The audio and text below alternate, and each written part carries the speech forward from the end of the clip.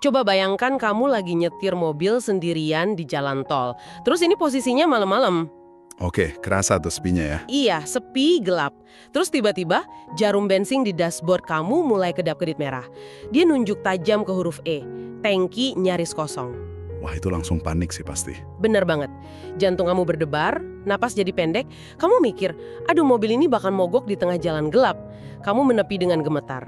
Tapi, pas kamu keluar dan ngecek tangkinya secara manual, Ternyata bensinnya masih penuh kan? tepat. Tangkinya masih penuh banget. Indikatornya aja yang rusak. Tapi rasanya benar-benar nyata. Dan itu yang sering banget nih kita sadarin. Indikator di dashboard yang rusak itu nggak mengubah fakta kalau bahan bakarmu masih ada. Tapi rasa panik, cemas, keringat dingin di dalam kabin itu 100% nyata.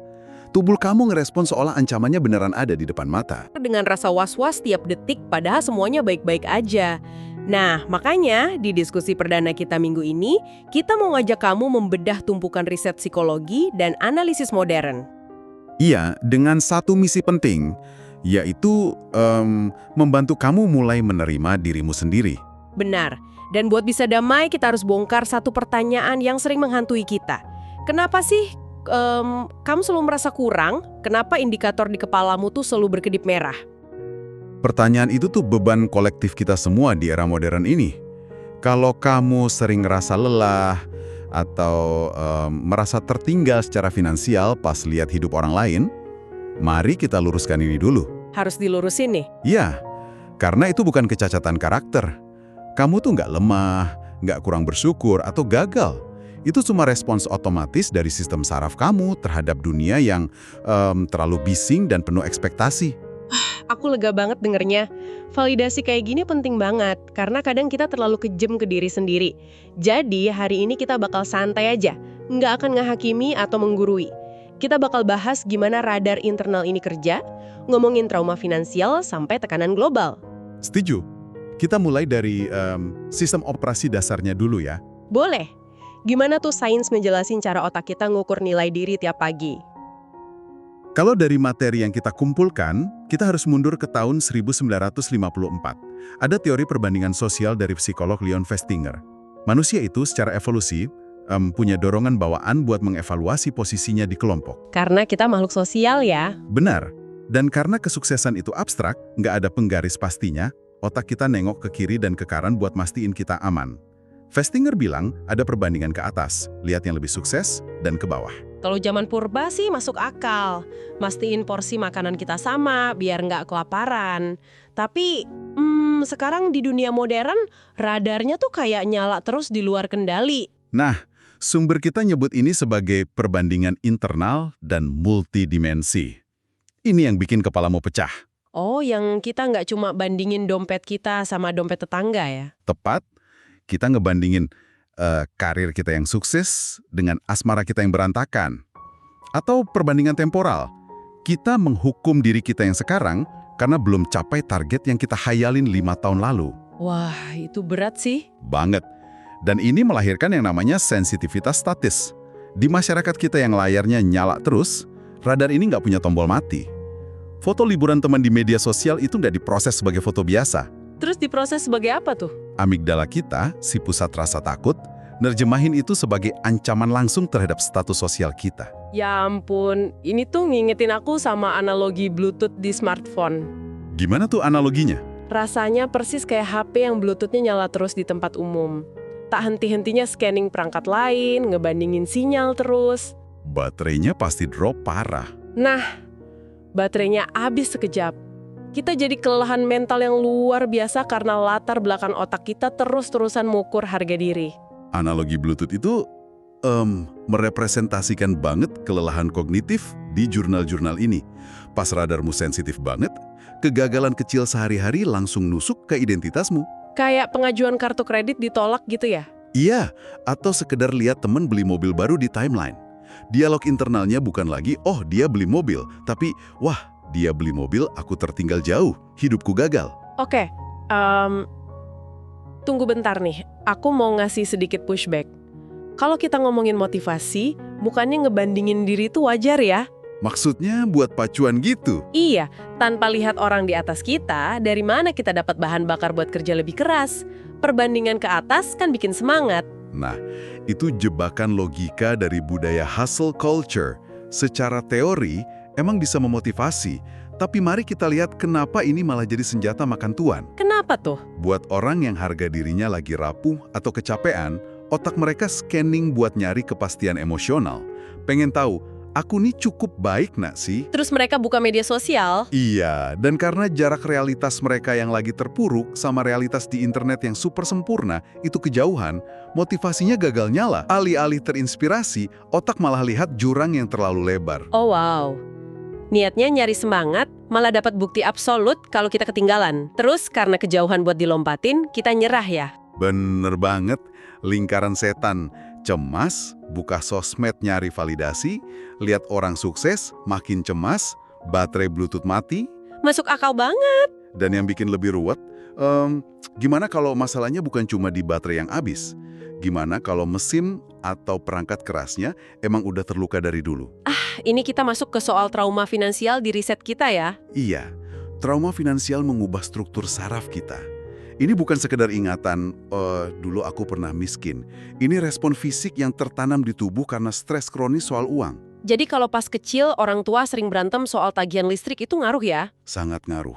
Atau pernah bangkrut, diusir dari kontrakan, itu mengkalibrasi ulang alarm otak buat selalu mikir kalau kelaparan tuh ngintain di depan mata. Jadi ini bukan soal kebiasaan buruk aja, tapi sistem sarafnya beneran berubah. Betul. Sistem saraf otonom kita bakal merespons kedua kutub ekstrim. Yang pertama, hyperarousal atau waspada berlebihan. Ini yang kerjanya nggak berhenti-berhenti itu. Iya, cemas terus. Nimbun uang mati-matian, pelit sama diri sendiri, dan nggak bisa tenang walau saldonya udah ratusan juta. Karena otak ngira krisis kayak tahun 988 bisa kejadian lagi besok. Ngeri juga ya. Terus kutub satunya apa? Hypoarousal, yaitu respons mati rasa atau shutdown. Oh, ini kayak komputer yang saking panasnya langsung mati mendadak ya? Pas banget. Saking cemasnya, sistem tubuh mutusin buat matiin screen emosi. Orang jadi apatis, surat tagihan numpuk di meja nggak dibuka-buka. Dihindarin gitu aja? Iya, tahu ada pinjol bunganya numpuk tapi malah tidur seharian. Bukan karena malas, tapi lihat tagihan itu memicu panik fisik yang otaknya nggak sanggup nanggung. Keduanya bermuara di pola pikir kelangkaan atau scarcity mindset. Pola pikir kelangkaan, ini nyambung ke konsep bandwidth tax atau pajak kapasitas kognitif dari materi kita. Ibarat komputer, kalau kita hidup ketakutan soal uang, itu kayak maksa jalanin program berat pas RAM tinggal dikit. Nah, bener. Kayak merender video 4K tapi RAM sisa 2%. Prosesor kita habis buat menjalanin aplikasi rasa takut di latar belakang. Akibatnya layarnya nge-lag, kita nggak bisa fokus. Fokus menyempit atau tunneling, kan? Buat kamu yang lagi dengerin ini, yang mungkin lagi menghela napas karena ngerasa, oh kok ini aku banget, aku pengen kamu berhenti sejenak. Iya, tolong dengerin ini baik-baik. Sadari betapa beratnya beban trauma ini. Kalau selama ini kamu nyalahin dirimu karena keputusan finansial yang buruk, ingat, kamu tuh lagi ngejalanin mekanisme bertahan hidup. Nggak ada ruang buat ngehakimi rasa lelahmu. Validasi yang penting banget. Dan jujur aja, beban internal ini kan makin meledak pas nabrak kondisi dunia luar yang emang lagi carut-marut secara objektif. Wah, polikrisis. Dunia lagi nggak baik-baik aja emang. Krisisnya datang barengan. Inflasi, bikin harga beras naik, layoff di mana-mana, ketidakpastian global, ini nyiptain kecemasan kolektif yang meremukkan. Lahirlah money dysmorphia. Dysmorphia uang? Jadi persepsinya distorsi ya? Iya, kayak kacamata yang rusak. Seseorang mungkin punya kerjaan, asuransi, tabungan, tapi tiap malam takut banget bakal jatuh miskin dan tidur di jalan. Merasa melarat padahal kelas menengah. Terus disiram bensin sama media sosial. Betul. Algoritma nyodorin anak seumuran yang liburan ke Eropa dan beli rumah elit di umur 25. Dan ini yang bikin muncul fenomena pelarian yang sedih banget dari generasi muda, yaitu doom spending. Belanja karena putus asa. Awalnya kedengarannya kayak belanja impulsif biasa ya. Iya, aku kira cuma lapar mata. Ternyata akarnya gelap. Gelap dan logis. Coba posisikan dirimu jadi Gen Z sekarang. Harga rumah subsidi aja udah nggak masuk akal buat gaji UMR. Janji nabung pangkal kaya terasa kayak kebohongan. Jadi karena masa depan kerasa mustahil, otak ganti strategi. Kalau nggak bisa menang main jangka panjang, aku cari menang kecil aja deh hari ini. Tepat, uang DP rumah dipakai beli kopi mahal tiap hari, tiket konser atau blind box. Secara finansial merusak, tapi emosionalnya dapat dopamin sesaat, dapat ilusi kendali. Dunia kacau dan aku nggak bisa beli rumah. Tapi minimal aku bisa ngontrol paket yang datang ke rumahku hari ini. Wow. Bikin kita merasa empati kan? Banget. Saat dunia menakutkan, kita nyari kelegaan di kotak kardus dari kurir. Tapi ngomong-ngomong, literatur kita juga bahas perbedaan budaya nih. Gimana fenomena BPJS di Indonesia dibandingin luar negeri? Ini menarik. Kalau di Amerika Serikat yang individualis, money dysmorphia nyerang otonomi individu. 43% Gen Z di sana ngerasa sukses itu fata morgana. Di Inggris, lebih eksistensial. Milih antara beli roti atau nyalain pemanas ruangan. Tragis banget. Kalau ditarik ke Indonesia yang budayanya komunal, kolektif, kumpul-kumpul tuh segalanya, tekanannya beda ya? Beda banget. Perbandingannya bukan aku sukses buat diriku, tapi aku layak nggak sih di mata kelompokku.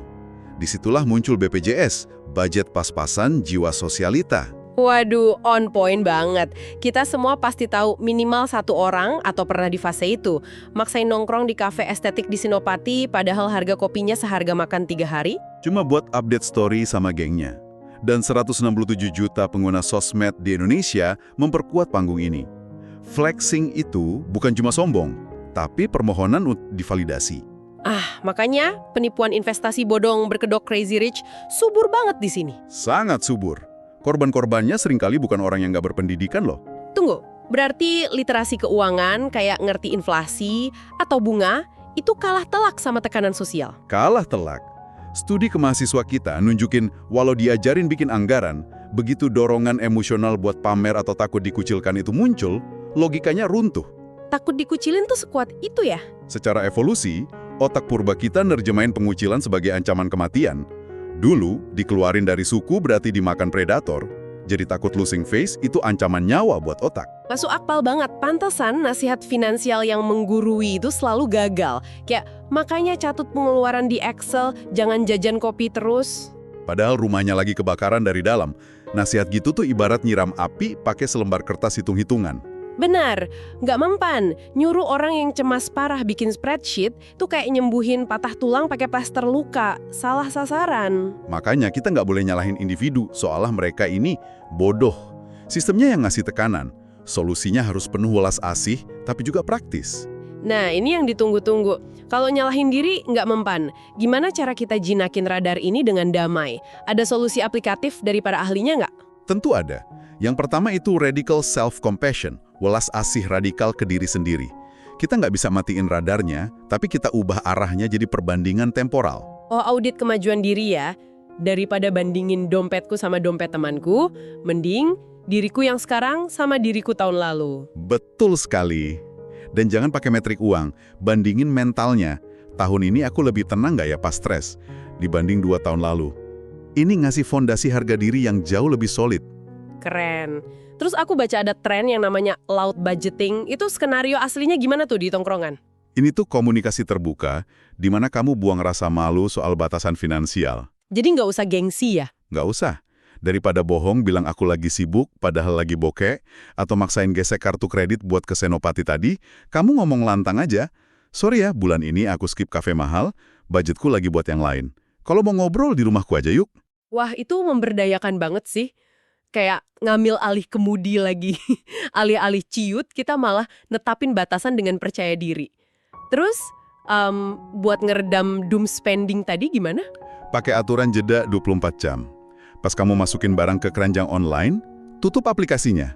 Tunggu sehari. Supaya apa tuh? Secara neurologis, pas pertama lihat barangnya, amigdala kamu yang impulsif lagi pegang kendali, teriak, aku butuh ini. Tapi besoknya, darah balik lagi ke korteks depan.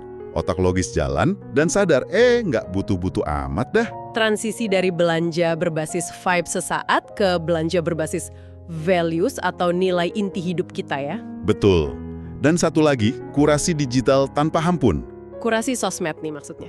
Ya, kalau lihat postingan teman bikin kamu mulas iri, mute atau unfollow aja. Nggak berarti kamu benci dia, kamu cuma ngelindungin kedamaianmu. Ganti sama konten under consumption core. Kreator yang ngerayain hidup realistis, pakai barang sampai rusak, dapur berantakan tapi bahagia. Bener, itu bantu menormalkan standar realitas otakmu lagi. Tapi, gimana buat yang traumanya udah terlalu dalam? Kayak denger notif mobile banking aja dadanya langsung sesek gitu. Jangan ragu cari bantuan profesional, kayak terapis finansial. Ada pendekatan yang namanya parts work. Ini ngebantu kita sadar kalau kita tuh punya bagian-bagian, bukan sekedar satu entitas yang rusak. Jadi ada si cemas dan si impulsif gitu. Iya, terapis bakal bimbing kamu buat dialog sama mereka. Kamu bakal ngerti kalau mereka cuma anak kecil di dalam dirimu yang ketakutan dan butuh ditenangin, bukan dimusuhi. Dialog sama si cemas rasanya melegakan ya. Kita jadi nggak benci diri sendiri. Sangat melegakan. Dan buat trauma berat kayak penggusuran atau utang masa lalu, terapi EMDR yang pakai gerakan mata, itu bantu otak memproses ulang memori buruk. Jadi pas ingat masa miskin, alarm paniknya nggak nyala. Wow! Terakhir, yang super praktis, bikin dana darurat, sekecil apapun.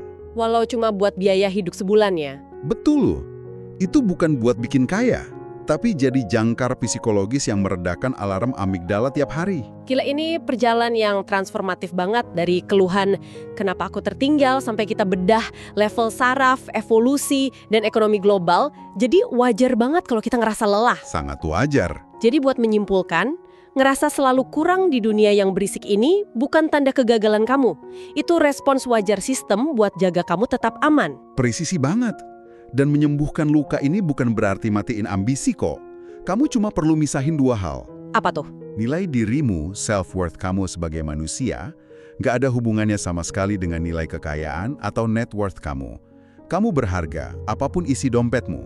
Dan kedamaian bakal datang pas kamu bisa lihat sukses orang lain sebagai inspirasi, bukan sebagai ketukan palu hakim atas hidupmu. Balik ke analogi mobil kita tadi. Jangan biarin indikator rusak itu bikin kamu nyerah.